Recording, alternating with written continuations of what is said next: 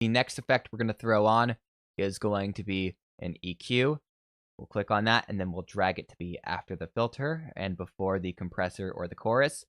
And the filter removed a lot of the high frequencies and left this bass sounding a little bit dull, so we're going to remedy that with this EQ. I'm only going to use this second EQ band right here. We're going to be using the little high boost right here. And I'm going to turn our gain up so we can start bringing the high end of this sound back.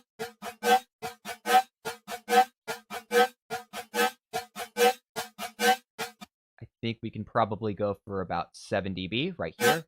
That sounds pretty good.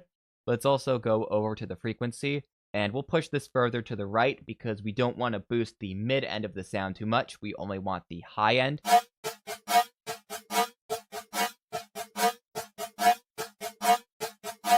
I think we can go for about right here, maybe 3,205 hertz. And we can leave the Q as it is. The last effect we're going to add on inside of Serum is going to be a compressor. And we're going to click on multiband, set this to be a multiband compressor. And now we're going to turn the gain up, and we're going to really hear a huge difference in this sound.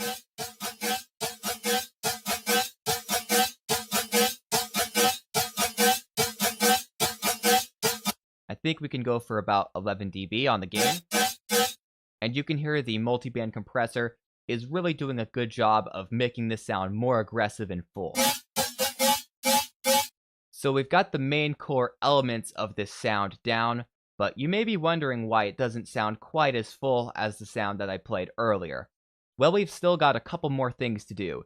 The last thing we need to do inside of Serum that I actually forgot about, silly me, is to go back into the oscillator tab, and we're going to need to turn up the amount of voices on both oscillators A and B to give more of a full and thick sound to this bass.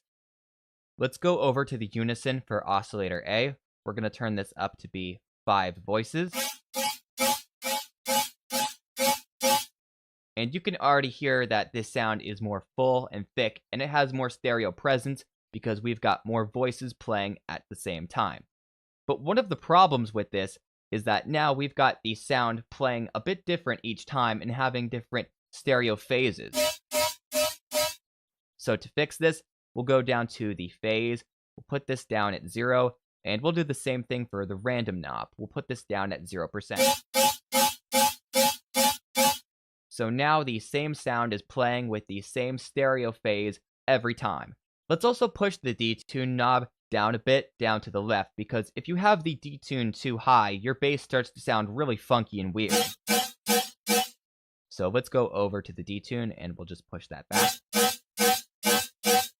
And it sounds pretty good at about 0.10 or 0.9, right there. Let's also do the same thing for oscillator B. We'll just go over to the unison tab.